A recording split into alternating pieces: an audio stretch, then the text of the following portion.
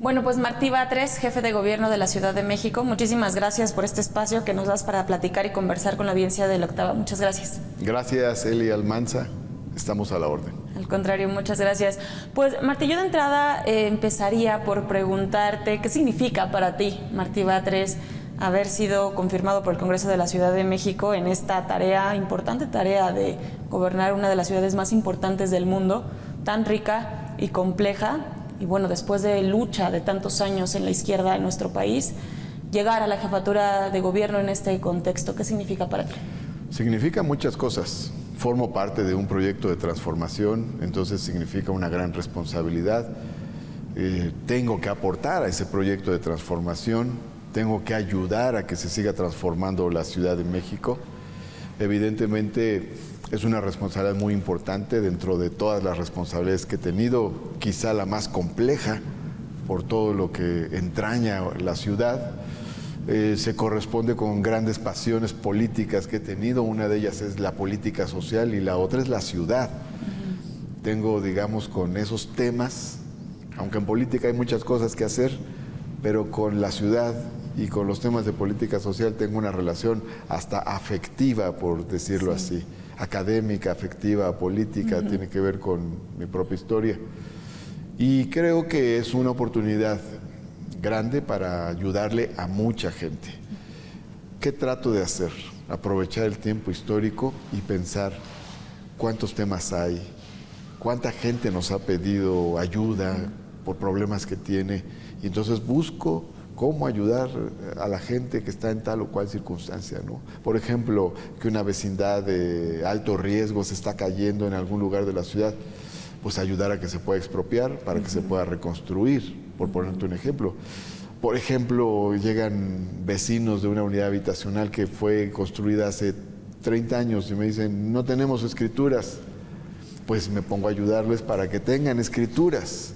Entonces, trabajo de esta forma. ¿Cómo le podemos ayudar a la gente en una cosa o en otra? Eso es lo que estoy viendo todo el tiempo. Creo que gobernar es servir, gobernar es trabajar, gobernar es dar resultados, gobernar es transformar. Sí, sobre todo este gobierno que se ha caracterizado mucho, ¿no? En los últimos años, y que también lo enfatizas ahorita, de mucho de proximidad, ¿no? Con la gente, de esta cercanía, sí, de estar cerca de las necesidades. En este abanico, ¿no? Como para ir acotando, ¿cuáles consideras que son los principales retos, ¿no? Para la ciudad? Y sobre todo porque, bueno, llegas en un periodo ya un poco avanzado, ¿no? Hay menos tiempo para hacerlo, ¿no? Pero ¿cuáles serían estos retos en los que estarías enfocado en estos meses? Bueno, hay una serie de cosas que están en proceso.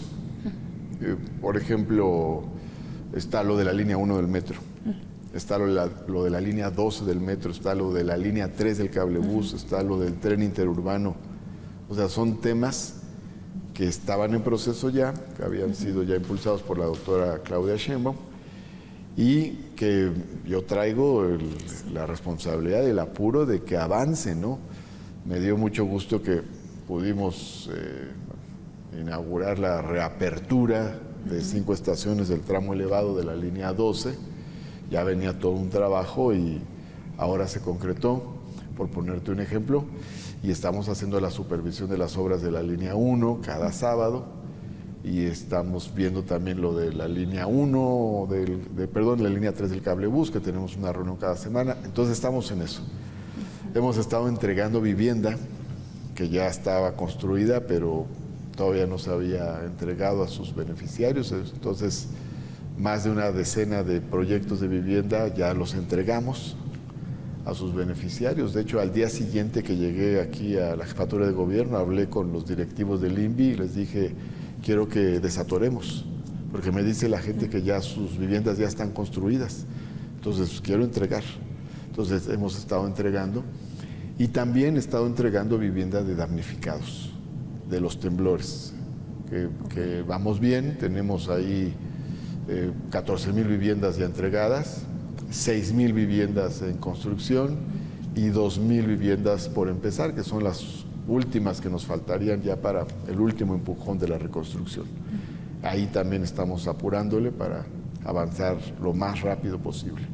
Y luego tengo también escuelas que se reconstruyeron y hemos estado entregando escuelas ya rehabilitadas, ya reconstruidas. Ya ahorita pues ya están las vacaciones, pero todavía nos alcanzó un refiloncito de los últimos días. Sí. Eso es lo que está en proceso. Ahora, hay temas en los que me estoy metiendo, otros temas. Por ejemplo, me interesa mucho lo del combate a la tala de árboles. Esto es fundamental porque los bosques que están en la parte alta de Tlalpan y de Milpa son nuestros pulmones, son la fuente de oxígeno, son los captadores de la contaminación, o sea, absorben dióxido de carbono, son los retentores del agua, son los que permiten retener el agua para que se recarguen los mantos y no se vaya el agua escurriendo por las laderas hasta el drenaje. Y son los reguladores de la temperatura para que no se caliente la temperatura en la ciudad. Entonces ese es un tema que me interesa mucho y me he estado metiendo en él. Otro tema que me interesa impulsar es lo de las colonias, los barrios. Y así como hay obra grande, también tiene que haber la obra en la colonia, el mejoramiento en la colonia, el mejoramiento de los barrios.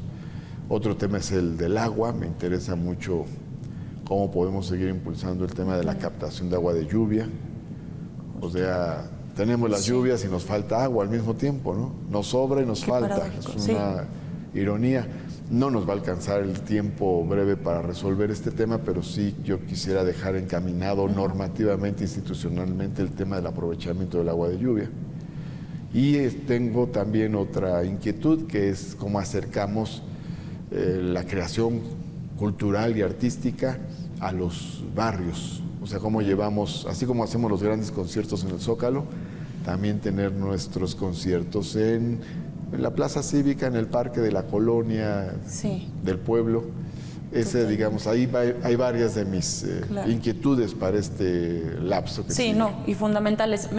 Quisiera detenerme en la primera, ¿no? En la que abordas, mencionas cuestiones del metro, más en movilidad urbana, ¿no? La capital, la Ciudad de México, se ha caracterizado por esa transformación en cuanto a la movilidad urbana y también el transporte público, que es innovador en los últimos años y que también ha sido una referencia no nada más en el país, sino incluso a nivel internacional. Tenemos el Metrobús desde hace años, ¿no? Que marcó una diferencia sustancial, Ecobici, ¿no?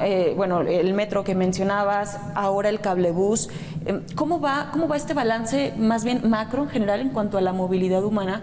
Porque al parecer, o también a veces se piensa que no alcanza, ¿no? Que seguimos viendo las calles colapsadas, que sigue habiendo estas horas picos, más pico, ¿no? De lo normal. ¿Cuál sería tu balance en ese sentido? Se ha transformado mucho, ¿no? Nosotros venimos de la herencia esta de los microbuses, del transporte en microbuses que generó mucho desorden en la ciudad. Como alternativa general es lo que teníamos, ¿no? Después de que viene el cierre de Ruta 100, el microbús se convirtió en el transporte público. Y desde hace unos 20 años empezaron a generar alternativas como el Metrobús. Y el Metrobús se siguió construyendo y ahora en esta administración la doctora Sheinbaum construyó 33 kilómetros de Metrobús y se hizo una línea de Metrobús completita, eléctrica. Pero además de ello se construyeron otros 200 kilómetros de ciclovías. Y además se hizo la línea 1 del cablebús y la línea 2 del cablebús en los lugares más pobres de la ciudad y más altos. Porque el gran problema, el mayor desorden del transporte público lo tenemos en las zonas altas. Es un transporte lento, tarda horas en bajar a la parte plana de la ciudad. Entonces el cablebús es una gran alternativa para la gente más pobre de la Ciudad de México, es de calidad, de alta tecnología. Y luego está la sustitución de los viejos trolebuses por nuevos trolebuses. Entonces así aprovechamos los carriles confinados. Esto ha sido muy bueno, esto que se ha estado haciendo. Entonces se ha dado un salto en materia de movilidad. Y en el lapso que me corresponde ya en esta parte final del periodo del sexenio vamos a continuar a profundizar ese avance en materia de movilidad. Seguramente todavía hay mucho que hacer y todavía van a faltar muchos microbuses por sustituirse. ¿Va a continuar esta inversión en cuanto al transporte? Sí. En estos proyectos, por ejemplo, tenemos pendientes todavía líneas del cablebús. Una inversión muy importante. Tenemos ahorita ¿de cuánto es la esta línea inversión? 3 del cablebús. Hasta este momento esa es la que nos surge terminar. Entonces vamos a seguir trabajando todo este año para que esté lista toda la obra del cablebús. Y luego seguramente tendrá que hacerse otras líneas en el futuro, eso ya va a ser más complejo. Ya tocará a una nueva administración pensar en otras líneas del cablebús, pero por ejemplo, el Ajusco, Contreras, las Barrancas de Álvaro Obregón, pues son puntos donde en el futuro podrán idearse también alternativas de cablebús, pero bueno, eso ya corresponderá a una planeación mayor, de más largo plazo. Pero hay una serie de cosas que se tienen que hacer ahora. Para darte un ejemplo de la inversión, en el caso de la línea 1 del metro, toda esta reconstrucción que se hace, estamos hablando de 37 mil millones de pesos. Entonces, una inversión particular. Todo el presupuesto del metro, el presupuesto regular del metro son 20 mil millones de pesos, son un poco más, como 21 mil millones de pesos. Y nada más reconstruir la línea 1 es casi el doble de todo el presupuesto del metro. Casi el doble, casi 40. Eso habla del tamaño de la inversión que se requiere. Y ahí me permite adentrarme a este punto, casi 37 millones de pesos en la reconstrucción de una línea. 37 mil millones, y en comparación de los 20 con los que funciona el sistema. Así es. Ha habido en los últimos meses, ¿no?, más allá del tema político, ¿no?, un reclamo también social de las condiciones en las que se encuentra el metro. ¿Qué lectura tienes de esas condiciones y si es necesario adentrarse más, no nada más a una línea, sino a... Tienen que seguir otras. Pero más allá de las reconstrucciones a profundidad, ¿no?, de pues los detalles o el mantenimiento del día a día, que es lo que la gente también está en contacto continuo todo el tiempo.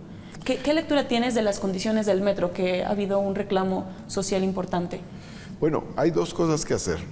Una parte que va a tener su proceso de varios años, es la renovación, la reconstrucción, lo que se está haciendo en la línea 1, después se va a tener que hacer en la línea 3 y se va a tener que hacer en otras líneas, sobre todo las de más antigüedad y las de más uso. En el caso de la línea 2, en el sexenio en que fue jefe de gobierno el licenciado Andrés Manuel López Obrador, hoy presidente, se renovaron todos los trenes, se hizo ese cambio. Eso ayudó mucho. Hay ahora toda la renovación que está haciendo de la línea 1. Hay otros temas que se van a tener que abordar, porque hay otros problemas de obra mayor que tienen que hacerse en otros puntos que ya tendrán que abordarse más adelante, pero este es un proceso de planeación larga. Aparte de todo eso, se tienen que ver los temas urgentes. De hecho, nosotros tenemos en el gabinete de seguridad al metro. El director del metro está en el gabinete de seguridad y todos los días da un parte de lo que sucedió. Pero aparte hay un equipo que se reúne en la noche para ver los temas que ocurrieron en el día. Y aparte, bueno, hay medidas que se toman a diario, ¿no? El metro es muy grande y circula un número de personas que equivale más o menos a todos los habitantes juntos de unos 10 estados. Si juntas Baja California Sur, Aguascalientes, Campeche, Querétaro, es como si todos los habitantes de todos esos estados estuvieran en el metro todos los días. Entonces, necesita aumentar la inversión. Problemas. Se necesitaría aumentar la inversión en el metro para esto que nos comentas. Pero no solo es eso, hay muchas otras cosas que hacer. También es importante ver cómo como ciudadanía trabajamos en la idea de adecuarnos al buen funcionamiento de un sistema de transporte colectivo de tal magnitud, ¿no? Por ejemplo, que nos pasan cosas como esta. Una persona está con un celular, está texteando mientras llega el metro, está en la orillita del andén, se le cae el celular. A veces se cae el celular y bueno, pues ya no pasó nada. Claro. Pero a veces la persona se baja a las vías del tren a recoger el celular. Esto no puede ser, ¿no? Una de las tareas que tenemos, que es lo que hemos orientado a nuestras áreas, es precisamente atender esos temas para que no suceda. Luego a veces se cae algún otro objeto y al caerse el objeto, que puede ser un celular o puede ser otro objeto, por ejemplo metálico, se genera un arco eléctrico y se para el metro. Okay. Entonces, son detallitos que también van. Sí, también ocurren. Claro. Entonces eso hay que verlo, porque si nosotros vamos teniendo una mayor conciencia colectiva del uso del transporte del metro, pues ayudaremos a que se resuelvan muchos problemas. Ahora, también estamos nosotros analizando otras cosas, por ejemplo, refacciones, hemos conseguido refacciones. Otra es reparación de los metros, de los trenes, y estamos analizando nuevas alternativas para la reparación de los trenes. Y una más, además de la reparación de los trenes, es la compra de ciertas refacciones especiales. Te menciono una, son las zapatas. Las zapatas son como las balatas de los frenos de los coches. Pues a veces se quedan pegadas y su fricción genera que salga humo. Entonces es como escandaloso. ¿Qué es lo que hemos visto en algunas ocasiones? Hemos visto en varias ocasiones. Okay. Entonces, ¿de eso hay diagnósticos o se realizan constantemente para...? Sí, ya tenemos incluso algunas alternativas para hacer la renovación de este tipo de refacciones. Entonces, bueno, pues todos esos elementos los estamos atendiendo, además de otros. Sí. En cuestión de, cambiando un poquito de tema, en cuestión de seguridad, Martí, ¿cómo lo tienes diagnosticado para los próximos meses? ¿Vas a continuar? Si bien la Ciudad de México, en los últimos datos del INEGI, sale con una percepción de inseguridad menor, ¿no? Está favoreciendo y subió esta percepción de seguridad de los capitalinos. Así es. Subió. De hecho, ¿cuáles son ahí los retos? Del 2018 a la fecha, hemos ganado como 30 puntos a favor de una percepción positiva. Andábamos en el 90 y tantos de percepción de inseguridad en 2018. 90 y tantos de percepción de inseguridad. Tú te imaginas lo que eso significa. Es como, como si le preguntaras a cualquiera y todo el mundo te dijera, terrible la inseguridad. Y de ahí hemos ganado casi 30 puntos. Sí. Casi 30 puntos. Entonces, ha avanzado la percepción y ha avanzado porque hay mucha labor. Y lo que es más difícil de cambiar es la percepción, porque a veces ganas en el terreno de la seguridad. Pero la gente no lo percibe. Pero tarda en percibirse, ¿no? Porque se queda el recuerdo de un hecho que sucedió. Entonces, es bastante significativo que esté cambiando la percepción y que esté cambiando positivamente. Y además, bueno, hay que decir que hay un contenido de fondo. Hoy precisamente dábamos un informe, ¿no?, de cómo vamos. Nosotros en este lapso de 2019 al 2023 tuvimos una disminución de menos 55% en el índice de los delitos de alto impacto. Entonces, pues esto es muy importante. Esto quiere decir que homicidio, lesiones dolosas con arma de fuego, robo en metrobús, robo en transporte público, etcétera, etcétera. Todo eso a la baja. O sea, entre el 2019 y el 2023, en este lapso que gobernó la doctora Sheinbaum, bajaron los delitos. Ahora, en este mes que me ha correspondido, ¿cómo estamos? Hicimos nuestro análisis, tenemos una disminución de menos 7.9%. O sea, nos fue bien este mes, bajaron diversos delitos. Dentro de ese alto bien. Impacto. Exacto, de alto impacto. Dentro de ese bien, y hablábamos de proximidad, hay también mucha inquietud por parte de la sociedad de estos delitos, o más bien de estas situaciones de inseguridad en las calles, ¿no?, en las colonias. Pienso mucho, por ejemplo, Martí, en el cobro de piso, ¿no?, en las extorsiones a los locatarios, que es algo que la gente tiene muy de cerca, ¿no? ¿Cómo se piensa trabajar en eso, en la capacitación de policías? ¿Cómo está la policía dentro, ¿no? Decías hace ratito de los conciertos, más allá, ¿no? De la plaza del Zócalo capitalino, adentro en las colonias, ¿cómo están estos monitoreos en la capacitación de los policías para contrarrestar esto que les pega al local, ¿no? A la estética, con el cobro de piso, con la extorsión, que es algo que muchas, sobre todo en las colonias más pobres, se está viviendo? Prácticamente hemos avanzado en todos los delitos de alto impacto. Ahora nos preocupan varios en los que hemos metido pues mayor energía. Uno de ellos es el de la extorsión y se han diseñado algunas estrategias al respecto. De presencia en ciertas zonas donde hay mayor denuncia y aunque una parte de este delito es por vías telefónicas, no es directamente, entonces también es una parte que hay que desglosar. Pero hay estrategia para enfrentar el tema de la extorsión. Y luego está un proceso de capacitación importante para la policía. Yo creo que nunca había habido tanto interés como el que ha habido ahora en el proceso de capacitación. De hecho, hay mucha actividad de la universidad, de la policía, de la Unipol. Ellos tienen frecuentemente cursos. Acabamos de ir a la entrega de reconocimientos de un curso que tomaron. Es un curso, tiene un nombre especial porque es un curso para actividades de alto impacto. Y entregamos reconocimientos. También ha habido capacitación en materia de derechos humanos, también ha habido capacitación en perspectiva de género. Entonces, ha habido un esfuerzo importante en la capacitación de la policía.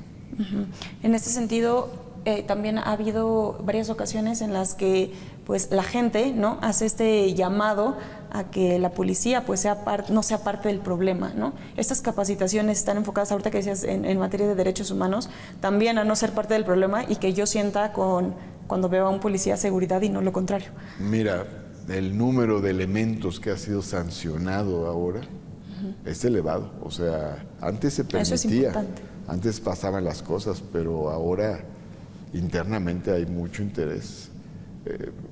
Mira, por ejemplo, te voy a decir, tenemos en el área de capacitación está Marcela Figueroa, que es una funcionaria con mucha convicción feminista, entonces no deja pasar abusos.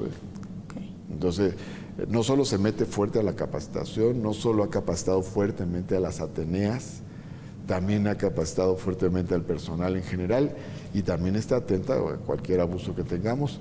Y otros servidores públicos de la policía también. ¿Qué opinas de las tecnologías, Martí Batres, en materia de seguridad? A propósito de que pues, recientemente un aspirante también de Morena había lanzado una propuesta, ¿no?, que se metiera mucha más tecnología al ámbito de seguridad, pero noto en lo que me respondes que este perfil es más de proximidad, como decíamos, de cercanía, de capacitación, ¿no? ¿Qué opinas de esas nuevas tecnologías donde también se hemos juega entrado ahí? en el tema? Mira, en materia de tecnologías hay dos usos muy importantes que se han hecho. Uno es facilitar el conocimiento de los hechos delictivos por vías digitales o por las vías de las telecomunicaciones. Entonces tenemos el número asterisco 765 para denuncias de violencia contra mujeres. Ese es un ejemplo concreto. Luego tenemos los senderos seguros. Se han construido 700 kilómetros de senderos seguros y en los senderos seguros hay tótems de seguridad. ¿En qué consisten esos tótems? Pues son unos postes que tienen un botón de alerta y tienen cámaras de video y tienen audio. Entonces una persona que se encuentra en riesgo se acerca a uno de estos tótems, aprieta y desde el C5 la ven y la escuchan. Saben dónde está y pueden inmediatamente mandar auxilio en su favor. Ahí hay un uso de tecnología concreto, para ponerte otro caso. Y luego, el otro uso es en materia de investigación. Entonces, hay bastante investigación que hace la Fiscalía, que hace la propia Secretaría de Seguridad Ciudadana, y eso nos ayuda a localizar bandas, delincuentes, desarticularlas, dar seguimiento. Se usa bastante la tecnología. Ahora se reportó el caso de un feminicidio. Hoy en el gabinete es muy importante porque hay mucha información, y en el gabinete se proyectó un video de cómo una persona, autora de un feminicidio, se lleva a una víctima. No doy más detalles porque esto tiene que ver con los procesos judiciales correspondientes, pero esa tecnología nos ayuda mucho. Tenemos 65,000 cámaras y son cámaras de alta definición y nos permiten dar seguimiento a muchísimos hechos. ¿Lo entiendes más bien como un complemento? Como un complemento de esta capacitación. Son cosas diferentes. O sea, la capacitación en sí misma tiene sus ventajas. Sí, porque se hablaba incluso de que esta materia de seguridad en la Ciudad de México tendría que transitar hacia un reconocimiento facial, hacia huellas digitales, en las que podrían estar involucrados, por ejemplo, pues datos personales, ¿no? Cuestiones como más dedicadas. Bueno, yo te hablo de las cosas concretas que vivimos. La capacitación sobre todo tiene que ver con tener mejor policía.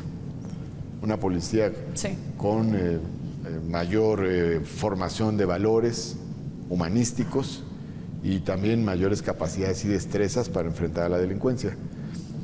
Pero por otra parte, en el uso de tecnologías, eso nos ayuda mucho a tener conocimiento de quienes cometen algún hecho delictivo, a tener conocimiento de cosas que nos permiten evitar que ocurran los hechos delictivos y a tener conocimiento que nos permita proteger a las víctimas. Entonces, el uso de cámaras, audios, etcétera, nos ayuda mucho en ese sentido. Claro. Martí Batres, jefe de gobierno de la Ciudad de México, sobre el agua que comentabas, ¿no? ¿Qué tema tenemos en la Ciudad de México? Bueno, en muchos lugares, pero particularmente en la Ciudad de México, escasez de agua y también lluvias que nos colapsan también la ciudad. ¿Qué se está trabajando en ese sentido?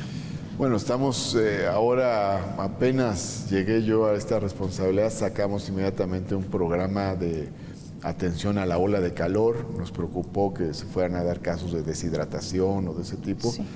No ocurrió, no tuvimos ningún hospitalizado por la ola de calor y no tuvimos ningún fallecido por la ola de calor, afortunadamente. Y luego, apenas terminó la ola de calor, pues ya teníamos la temporada de lluvias encima. Y entonces hemos estado atendiendo todo el tema de encharcamientos y otro tipo de problemas, anegamientos que ocurren con las lluvias. Pero mirando hacia adelante, hay que ver cómo aprovechamos el agua de lluvia. Este no es un tema que se resuelva en 15 días, pero es un tema que tenemos que resolver, porque además traemos el agotamiento de ciertos sistemas que ya no dan el mismo volumen de agua para la ciudad, como es el sistema Cutzamala. No otorga el mismo volumen de agua a la ciudad que en otras épocas. Entonces tenemos que ver qué otras fuentes de agua tenemos para el Valle de México, particularmente para la Ciudad de México. Ahí hay varias cosas que se han hecho, incluso en acuerdo con el gobierno del Estado de México, pues se ha estado viendo el saneamiento de los pozos que se encuentran en Ecatepec, en Chiconautla, el sistema Chiconautla, son 12 pozos, de esos 4 abastecen el Estado de México, 8 a la Ciudad de México, y su saneamiento pues nos ayuda a tener agua, y se están analizando otras fuentes de abastecimiento de agua, pero una de esas fuentes es la lluvia.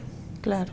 Es una fuente que va un poquito de la mano con lo que también nos comentabas de el trabajo contra la tala, ¿no? Sí. Pensando en esta crisis climática en la que todos estamos inmersos y responsables, ¿no? También es una estrategia. ¿Cómo va lo de la tala? Ahí para abundar un poquito en eso. Bien, hicimos un montón de cosas en el tema de la tala. Un equipo de alto nivel se fue a reunir con los comuneros, luego yo los recibí personalmente. Enviamos una iniciativa al Congreso para perfeccionar el tipo de ecocidio por tala de árboles, para que tengamos más dientes para trabajar en esta materia. Realizamos un conjunto de operativos, cerramos 30 madererías, cerramos 28 aserraderos clandestinos y luego hicimos unos operativos de presencia con la Guardia Nacional y con la Secretaría de Seguridad Ciudadana en la parte alta. Nos reunimos con el gobierno, me reuní con el gobernador de Morelos para ver este tema. Hicimos un operativo conjunto. Ellos allá en Morelos hicieron un operativo por Tres Marías, por Huitzilac, que son zonas donde hay grupos de talamontes, y eso nos está ayudando mucho, entre otras acciones relacionadas con la tala. Sin duda. En otro tema, Martí, los servicios de salud, ¿cómo estamos en el abastecimiento y suministro de pues, los insumos básicos? Hemos visto también en las últimas semanas estas manifestaciones por parte pues, de médicos, residentes, ¿no? Bloqueando calles, avenidas, a propósito de lo de la movilidad también, que se cierra una avenida y colapsa también una región grande de la ciudad. Una región. ¿Cómo se está atendiendo? Mira, son dos cosas, aunque tienen que ver con una misma visión federal. ¿Cuál es el planteamiento que está haciendo el gobierno federal? Y hay una reunión a la semana del gobierno federal con sus diversas áreas para esto. De hecho, yo asisto a esa reunión cada lunes por la tarde. Es cómo abastecer a los hospitales de insumos médicos, de medicinas. Luego está el tema del equipamiento de los hospitales. Y junto con eso está la transición de sistemas locales al IMSS Bienestar, que es una forma de universalizar el servicio médico gratuito para toda la población. Y ahí hay una cosa muy importante, es decir, quienes están en sistemas locales van a pasar al IMSS Bienestar. Y entonces eso va a implicar que los trabajadores de la salud mejoren sus ingresos y tengan estabilidad laboral. Pero eso va a ser a partir de esta transición. ¿Esta transición a partir de cuándo se va a dar? Ya vamos a estar viendo esta inclusión de los hospitales en el IMSS Bienestar. Se calcula que se puede estar dando a partir de septiembre. Y me supongo que es de manera gradual. Es de manera gradual, pero de manera sostenida, porque además al presidente le interesa mucho que avance todo este proceso. ¿Ha habido diálogo con estos médicos? Sí. ¿Cuáles son, obviamente, estos De hecho, insumos, ha habido reuniones en los últimos jueves, ha habido reuniones con ellos, y se les informa cómo está el proceso. Se han analizado planteamientos que ellos han hecho, pero yo creo que sobre todo aquí es acompañar el proceso. Durante mucho tiempo han esperado para tener mejores condiciones, van a tener mejores condiciones al incorporarse al IMSS Bienestar, van a mejorar sus ingresos y van a tener una nueva estabilidad. Entonces, claro que siempre hay elementos de inquietud, de incertidumbre por los cambios, pero debe haber tranquilidad, confianza, porque la idea es precisamente mejorar las condiciones de trabajo, de ingresos, estabilidad laboral de quienes trabajan en el sector salud.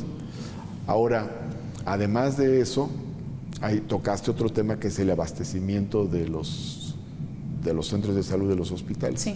Y vamos bastante bien.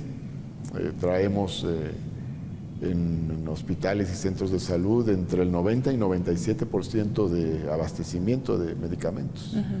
De hecho, el otro día estuve en la inauguración de un nuevo centro de salud, que es el Centro de Salud de la Central de Abasto, y al 97% de abastecimiento, muy bien, y además con servicio gratuito, abierto, universal, a cualquier persona, carretillero, recolector, comerciante, bodeguero, usuario, población flotante, y con servicio de 24 horas. Por ser la central de abastos, no en todos los casos es así. Sí. Y en los puntos donde sí hay esta desabasto o esta situación crítica que se debió, Martí, porque las hay, ¿no? Debe de haber estos puntos en los que... En este momento ya no.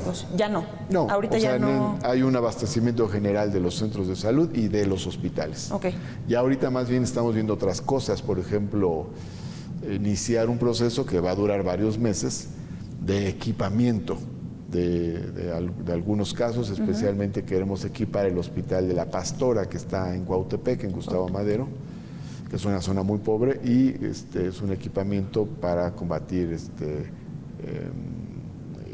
cáncer en mujeres. Entonces, tenemos ese tema, ese nos interesa apurarlo, pero el tema del abastecimiento va caminando bastante bien en general. Ahorita decías la palabra ingresos, yo me agarro de esa palabra para tratar de abordar varios temas que traigo aquí pendientes en los ingresos en los hogares, que era algo que comentábamos, ¿no? También hay un dato importante que se desplazó incluso a Nuevo León con el mayor ingreso en los hogares en este 2022, en este índice de competitividad en la Ciudad de México. ¿Qué logró que esto fuera posible y cómo se va a ir encaminando para que cada vez más familias tengan esta posibilidad de ingresos? Bueno, hay varias políticas federales que nos ayudan, que han permitido fortalecer los ingresos en los hogares. Una es la del aumento al salario mínimo. O sea, el salario mínimo cuando empezó este sexenio era como de 2.500 pesos al mes, ahorita es de 6.300 pesos al mes. O sea, ha crecido de manera permanente y ha crecido muy por arriba de la inflación. Y luego están los programas sociales, porque a nivel federal pues está el programa de la pensión de adultos mayores, que beneficia a 1.200.000 personas aquí en la Ciudad de México. Está el programa de la beca para personas con discapacidad, donde concurren recursos federales y recursos locales, beneficia a 300.000 personas. Está la beca Benito Juárez, que beneficia a 300.000 estudiantes de bachillerato. Y eso nos ayuda, es parte de las iniciativas que impulsa el gobierno federal. Está el programa de jóvenes construyendo el futuro y otras iniciativas también que mejoran los ingresos.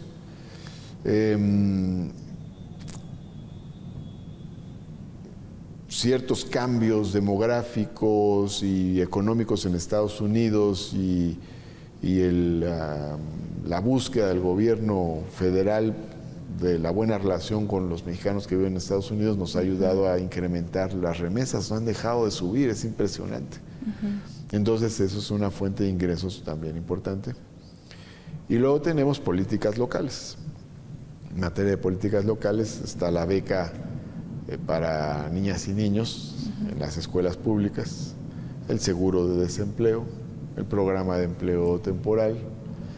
Estas políticas locales nos ayudan también a fortalecer ingresos. Y hay ciertas políticas económicas que nos ayudan a impulsar el empleo, el trabajo.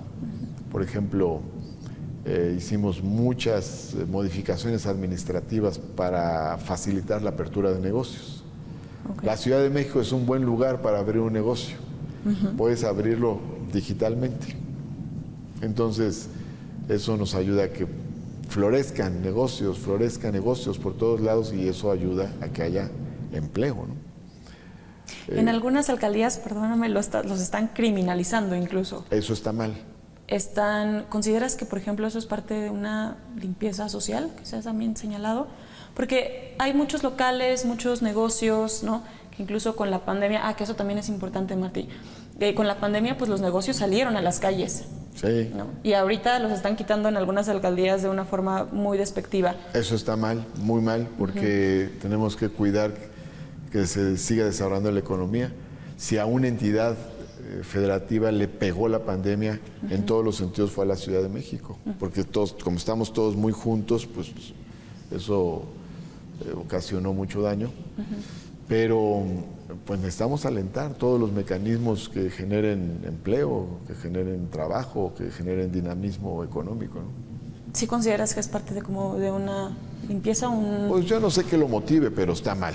O sea, si alguien está trabajando, está generando empleo y está ayudando al turismo, está atrayendo ingresos, en fin, pues yo creo que hay que apoyarlo.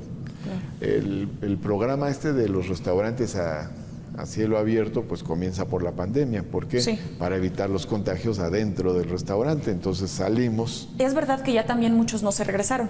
¿Cómo manejaron eso? Bueno, se decidió que permaneciera. Y no es la única ciudad del mundo que tiene restaurantes al aire libre. Es más, hay grandes ciudades del mundo como París o Nueva York que tienen restaurantes también, que les llaman enseres, que están en ciertas zonas turísticas y están los restaurantes. Pero si bien no todos los restaurantes están al aire libre, hay muchos restaurantes que no recurren a ello, pues donde esto sucede, pues hay que respetarlo, siempre y cuando también haya equilibrio con el uso de la vía pública, pero pero es una estrategia buena para el desarrollo de una industria limpia, que son los restaurantes, y que genera muchos empleos en la ciudad. Que se desarrolla, Martí, en zonas específicas. Pensemos en la Ciudad de México, en Roma y Condesa, y que también se ha señalado en muchas ocasiones este proceso de gentrificación y lo que implica también para la gente local, ¿no? Es un tema también. Equilibrios. ¿Cómo hacer estos equilibrios? Bueno, con ciertos límites, ciertas características, pero están establecidas en la norma, ¿no? Por ejemplo, también están especificados ciertos espacios para que transiten los peatones, por poner un ejemplo, ¿no? Y también hay que cuidar usos de suelo habitacionales para que no se generen despoblamientos. En fin, o sea, sí hay mecanismos para tener equilibrios también, y por eso también a mí me interesa que cuidemos otras cosas como la vivienda de interés social, porque eso nos permite que los más pobres no sean desplazados, expulsados de la Ciudad de México. O Airbnb, ¿no? Que leí hace poquito, que sí, también estás ya metiendo... Estamos en un estudio, fíjate que estamos haciendo ese estudio para tener cierta regulación, vamos a tener reglas y vamos a tener una regulación de ese tema. ¿Hay pláticas ya con las empresas? Hay pláticas y también estudios nuestros.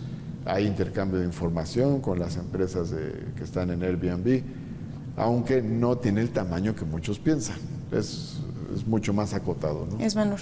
Sí, no es un fenómeno no tenemos en este momento, espero que no lo tengamos tampoco, un fenómeno de desplazamiento, de gentrificación por Airbnb, pero bueno, tomaremos las medidas para que no ocurra tampoco. Okay. Hace poquito teníamos por aquí, ya no la veo, la joven de Amahac, en materia ahora con la agenda de derechos de las mujeres. Pasó mucho tiempo, Martí, con estas resistencias, así lo señalaban las propias colectivas, para que se reconociera la glorieta de las mujeres que luchan como la glorieta de las mujeres que luchan. Es un símbolo. Llegas a la jefatura de gobierno y se logra hacer un acuerdo, entiendo ya, inaugurado oficialmente, sé que ya está inaugurado. La verdad te voy a decir. ¿Cómo fue eso? Mira, la verdad te voy a decir, y modestia aparte, pero el mérito es del gobierno de la ciudad. Y es nuestro. Pero se tardó mucho. Sí, no tuvimos la respuesta de las compañeras de estos colectivos, ya no quisieron dialogar. Nosotros hicimos un planteamiento muy sensato desde el año pasado, de que hubiera una convivencia de ambos símbolos que representan luchas de las mujeres, luchas de los indígenas, de las indígenas, y no hubo respuesta positiva de parte de estos colectivos que tienen la figura de justicia en lo que llaman la glorieta de las mujeres que luchan. En realidad nosotros tuvimos que tomar decisiones y encontramos dentro de la glorieta un espacio para la joven de Amahac y lo construimos, lo hicimos. De hecho, al día siguiente que llegué yo a la jefatura de gobierno, cité al secretario de Obras para ver su agenda. La agenda del secretario de Obras es muy amplia, es uno de los secretarios más productivos, fructíferos, trabajadores y ocupados. Y entre los múltiples temas que vemos con él, le dije, vamos a sacarlo de la joven de Amahac de una vez. Entonces encontramos un espacio en el conjunto de la glorieta, pues es una glorieta bastante grande, incluso en otros tiempos ha tenido otras dimensiones, ha cambiado su diseño. Entonces dijimos, aquí hay un espacio, aquí la vamos a poner. No nos metimos con el espacio físico donde está la figura de justicia. Pero hay un reconocimiento. Encontramos, mira, hay un reconocimiento a esta... Fuimos prudentes, eso te voy a decir. Prudentes con la lucha de las mujeres. Porque te voy a decir, en el mismo espacio físico podían estar ambos monumentos. En el mismo espacio físico podían estar ambas figuras. Pero nunca quisieron hablar sobre eso. Entonces nosotros tuvimos que buscar el espacio físico. Nosotros, el gobierno de la ciudad, encontró el espacio físico que permitiera la convivencia. No tocamos la zona donde ellas están y pusimos la joven de Amahac en otro lugar.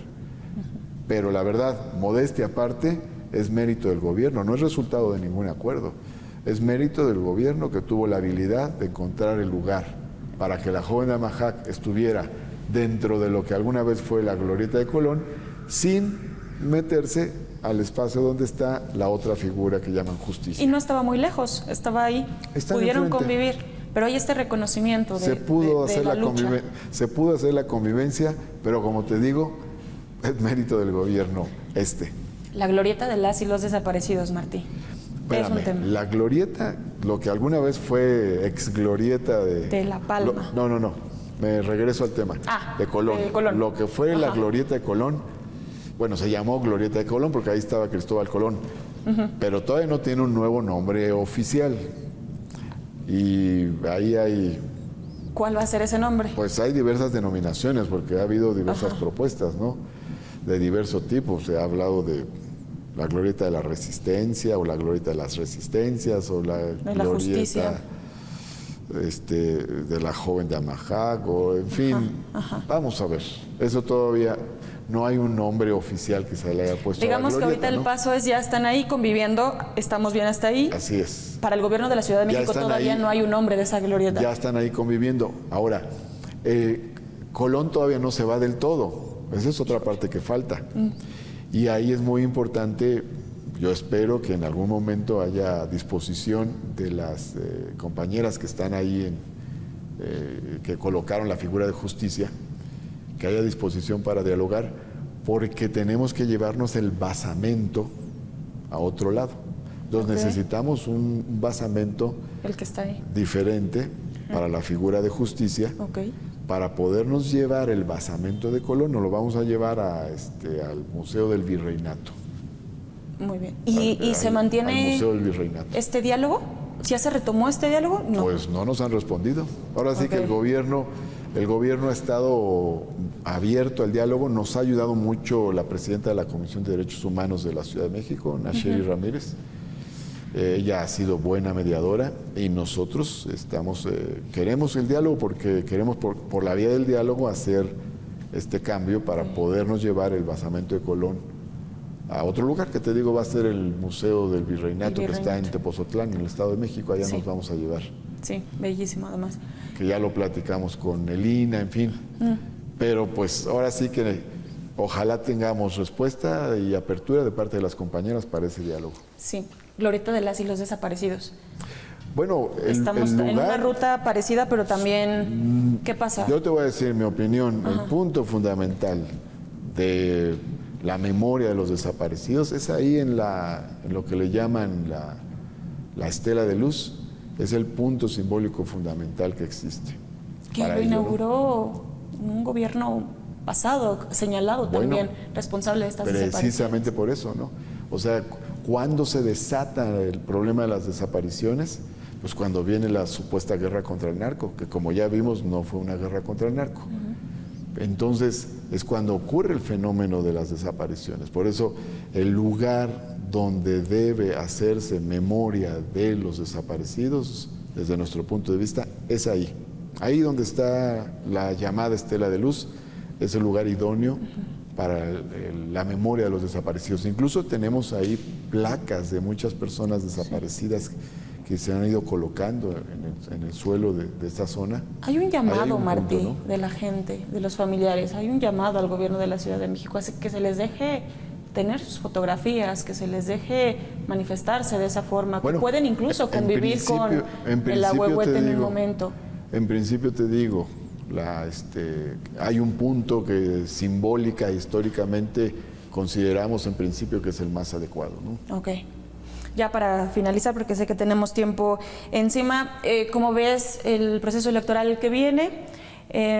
¿Consideras que Morena, la izquierda en la Ciudad de México, sigue consolidada, sigue fuerte? 2021 se perdieron muchas alcaldías. ¿Hay posibilidad de que se pierdan más alcaldías? ¿Cómo ves tú el panorama? ¿O la capital incluso? Yo creo sé, que no. Digo, ya los partidos políticos son los encargados de hablar de sus estrategias y de todo.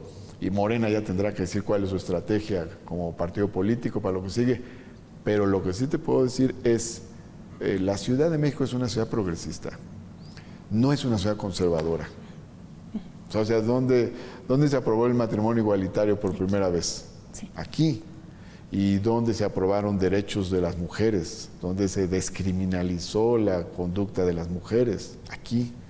Donde se aprobó la pensión de adultos mayores, donde se aprobó por primera vez la beca para jóvenes de bachillerato, donde se defendió el carácter gratuito de la educación pública superior, donde comenzaron los plebiscitos y consultas. Aquí, la Ciudad de México, aquí hay una construcción de ciudadanía y de pensamiento progresista muy fuerte. Hay una ciudadanía informada, activa, que interviene en los procesos públicos. Entonces, esta es una ciudad progresista, esta no es una ciudad conservadora, no es una ciudad que ve para atrás. Por eso, y digo, aunque a veces hay coyunturas que hay que analizar, la tendencia general es esa en la ciudad. Claro. No es la primera vez, la del 2021, que ocurre así un bachecito. En el 2000 tuvimos algo parecido y ha habido altas y bajas. Pueden sortear. Pero la tendencia es que la ciudad se confirma como un espacio progresista. Y yo creo que se va a confirmar en ese sentido. Ese es mi perspectiva, no caprichosa, no de ocurrencia, sino en virtud de un análisis histórico, ¿no? Algo que sí te compete, Martí, es que se te veía como un candidato fuerte a la jefatura de gobierno en las próximas elecciones. Llega pues esta encomienda que se te da de asumir esta jefatura mientras, ya para culminar el periodo de la doctora Claudia Sheinbaum. ¿Qué piensas sobre eso? ¿Piensas ya dejar a un lado esta idea de competir por la jefatura de gobierno? ¿O todavía está por ahí esta intención? No, yo ¿Tú quisieras? Yo soy jefe de gobierno de la Ciudad de México. ¿Para un siguiente periodo? Entonces, tengo responsabilidad aquí, estoy concentrada en mi responsabilidad. No voy a ser candidato en el 2024, voy a ser gobernante en el 2024. Cuando te llegó esa invitación, ¿no tuviste ahí? Bueno, tenías que pensar, ¿verdad? Hay disyuntivas, sí, claro, porque hay diversos escenarios. Básicamente tenía que pensar en dos. ¿Cuál era el escenario? Voy a poner el A, el escenario A. Llega la doctora Claudia Sheinbaum y me dice, quiero proponerte que seas jefe de gobierno a partir de pasado mañana. Ay. ¿Cuál es el B? Yo podría irme al proceso interno de la encuesta, y luego, si salía bien en la encuesta, luego irme al proceso constitucional. En fin, todo tiene sus bemoles, todo tiene sus pros y contras. Uno es seguro, más corto, otro es incierto, y si se lograba, más largo. Pero además, ahora hay otro elemento importante que valorar, hay un proceso de cambio en el país. Entonces, esta gestión que me corresponde también con la última parte de la gestión del presidente Andrés Manuel López Obrador, que es un presidente que está marcando historia. Entonces... ¿Todo eso valoraste? Claro, todo eso lo valoré, aunque ya venía yo haciendo mis reflexiones, porque obviamente tenía que ir viendo qué escenarios se aproximaban. Pues en el momento en que se hace el planteamiento, pues yo le digo sí. Le digo sí, adelante. Vamos. ¿Descartadísimo en algún momento una jugada técnica que pudieras tú? No. Yo soy una persona de responsabilidades. Y me entrego a la responsabilidad que se me encarga y a eso me dedico. Perfecto. Pues Martí Batres, jefe de gobierno de la Ciudad de México, no sé si quisieras agregar algo más que sea importante, que no te habíamos preguntado. Nos ha ido muy bien en este primer mes. Hemos trabajado muchísimo, hemos hecho como 30 recorridos por muchos lugares de la Ciudad de México. Estoy atendiendo todas las reuniones de gabinete, de transporte, seguridad, agua, obras, etcétera. Aparte, convoqué al cabildo inmediatamente con todos los alcaldes, los estoy recibiendo en lo individual también. Y por otro lado, tenemos buenos números en materia de seguridad, logramos una disminución más de menos 7.9% en los índices de los delitos de alto impacto. Y de igual manera pusimos orden en la zona de hospitales de Tlalpan, en las vialidades y en el tema de la vía pública. Firmamos el convenio con las empresas cableras, de internet, de televisión, para retirar los cables en desuso que forman las marañas estas que luego están en los postes. También, por otro lado, hicimos la reapertura de las primeras 5 estaciones del tramo elevado de la línea 12 del metro. Entre otros resultados inmediatos, estamos entregando viviendas de reconstrucción para los damnificados de los temblores del 2017, es decir, estamos trabajando de forma ejecutiva Una cosa muy importante a la que te referiste, subrayo, construimos y develamos la escultura de la mujer de Amahac sin conflictos, sin enfrentamientos de ningún tipo. Entonces, bueno, pues sí tenemos resultados en un breve tiempo. Y si nos lo permites, pues seguiremos al pendiente y en comunicación. Claro que sí. Muchísimas gracias, Martí Batres. Gracias, de Elia. la Ciudad de México, por esta conversación para la octava. A la orden con la octava. Gracias. Hasta luego.